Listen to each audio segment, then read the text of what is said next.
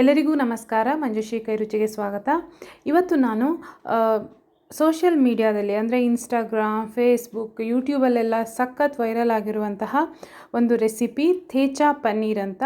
ಈ ಥೇಚಾ ಪನ್ನೀರನ್ನು ಹೇಗೆ ಮಾಡೋದು ಅಂತ ನಾನಿವತ್ತು ತೋರಿಸ್ತೀನಿ. ಇದನ್ನು ನೀವು ಸ್ಟಾರ್ಟರ್ ಆಗಿ ಕೂಡ ತಿನ್ಬೋದು, ಸ್ನ್ಯಾಕ್ಸ್ಗೂ ಕೂಡ ಇದನ್ನು ತಿನ್ಬೋದು. ನೋಡೋಣ ಅಂತ ನಾನು ಮಾಡಿದೆ. ತುಂಬ ಸಖತ್ತಾಗಿರುತ್ತೆ. ಖಾರ ಇಷ್ಟ ಆಗೋರಿಗಂತೂ ತುಂಬ ಇಷ್ಟ ಆಗುತ್ತೆ.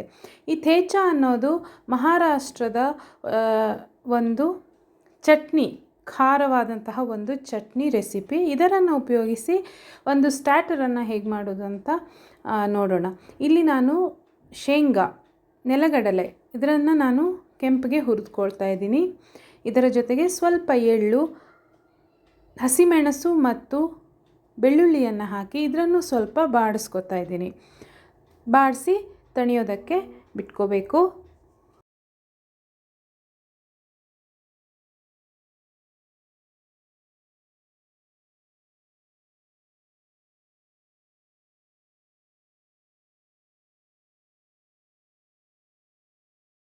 ನಂತರ ಇಲ್ಲಿ ನೀವು ವರ್ಳ್ಕಲ್ಲಿದ್ದರೆ ವರ್ಳ್ಕಲ್ಲಲ್ಲೂ ಕೂಡ ಇದನ್ನು ತರ್ತರಿಯಾಗಿ ರುಬ್ಬಬೇಕು, ಅಥವಾ ಮಿಕ್ಸರ್ ಇದ್ದರೆ ಮಿಕ್ಸರ್ನಲ್ಲೂ ಕೂಡ ಮಾಡ್ಕೋಬೋದು. ಇದರಲ್ಲಿ ಮಾಡಿದ್ರೆ ಸ್ವಲ್ಪ ಟೈಮ್ ತಗೊಳುತ್ತೆ, ಆದರೆ ಟೇಸ್ಟ್ ಇನ್ನೂ ಜಾಸ್ತಿ ಇರುತ್ತೆ. ನೀವು ಮಿಕ್ಸರ್ ಇದ್ದರೆ ಮಿಕ್ಸರಲ್ಲಿ ಕೂಡ ಇದನ್ನು ಮಾಡ್ಕೋಬೋದು. ಹಾಗೆ ಕೊತ್ತಂಬರಿ ಸೊಪ್ಪು, ಸ್ವಲ್ಪ ಬ್ಲ್ಯಾಕ್ ಸಾಲ್ಟ್ ಮತ್ತು ನಾರ್ಮಲ್ ಉಪ್ಪು ಎರಡನ್ನೂ ನಾನಿಲ್ಲಿ ತೊಗೊಂಡಿದ್ದೀನಿ.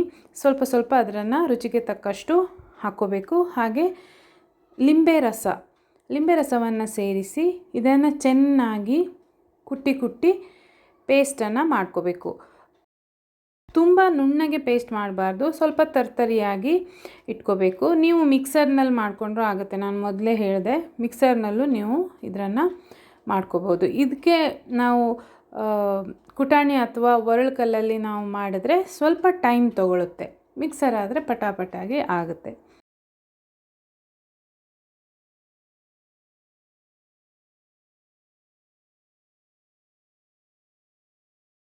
ಈ ರೀತಿ ಪೇಸ್ಟ್ ಮಾಡ್ಕೋಬೇಕು. ನನಗೆ ಒಂದು 20ರಿಂದ 25 ನಿಮಿಷ ತೊಗೊಂತು ಈ ಪೇಸ್ಟ್ ಮಾಡೋದಕ್ಕೆ.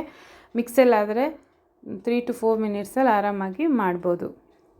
ನೀವು ನೋಡಿ, ಹೀಗೆ ಪೇಸ್ಟ್ ಮಾಡಿಕೊಂಡು ಇಟ್ಕೋಬೇಕು.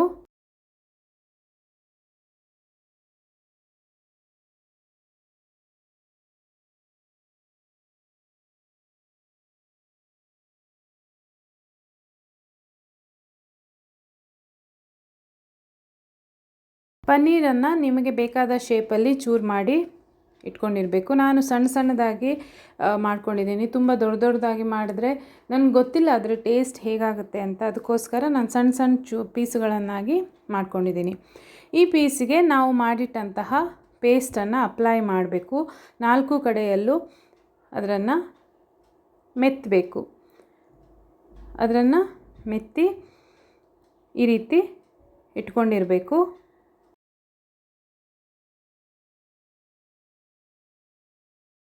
ಸ್ವಲ್ಪ ಎಣ್ಣೆಯನ್ನು ಹಾಕಿ ನಾವು ಸ್ಟಫ್ ಮಾಡಿದಂತಹ ಪನ್ನೀರ್ ಚೂರುಗಳನ್ನೆಲ್ಲ ಅಲ್ಲಿ ಇಟ್ಟು ಬೇಯಿಸಬೇಕು. ನೀವು ಡೀಪ್ ಫ್ರೈ ಮಾಡ್ತೀರಾ ಅಂತಂದರೆ ಡೀಪ್ ಫ್ರೈ ಕೂಡ ಮಾಡ್ಬೋದು, ಎಣ್ಣೆಯಲ್ಲಿ ಕೂಡ ಹುರ್ಕೋಬೋದು. ಆದರೆ ಅದರ ಅವಶ್ಯಕತೆ ಇಲ್ಲ.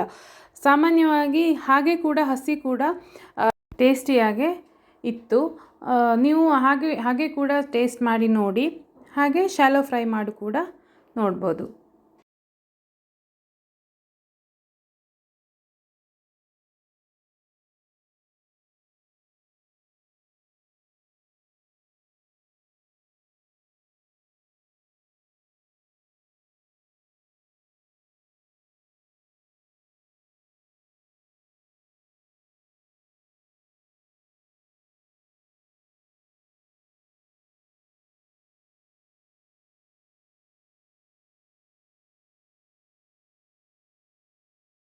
ಈ ರೀತಿ ಎಲ್ಲ ಕಡೆಯಲ್ಲೂ ನೀವು ಸ್ವಲ್ಪ ಬೇಯಿಸಿದ್ರೆ ಖಾರ ಆದಂತಹ ಒಂದು ಹೊಸ ರೆಸಿಪಿ ಪನ್ನೀರ್ ಥೇಚಾ ರೆಡಿ ಆಗುತ್ತೆ.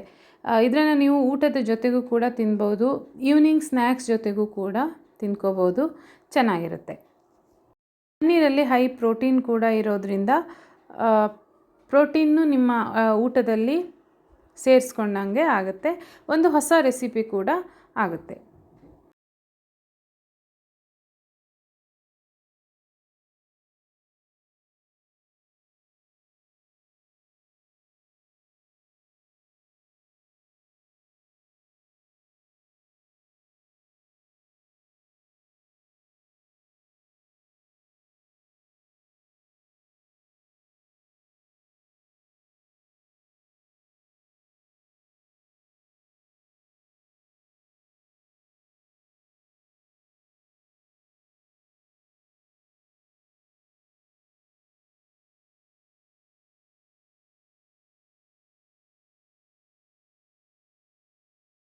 ವಿಡಿಯೋ ಇಷ್ಟ ಆಗಿದ್ದರೆ ಲೈಕ್ ಮತ್ತು ಕಮೆಂಟ್ ಮಾಡಿ, ಹಾಗೆ ಶೇರ್ ಮಾಡಿ. ನೀವು ಮಾಡ್ಕೊಳ್ಳಿ, ನನಗೆ ಫೀಡ್ಬ್ಯಾಕನ್ನು ಹೇಳಿ. Thank you.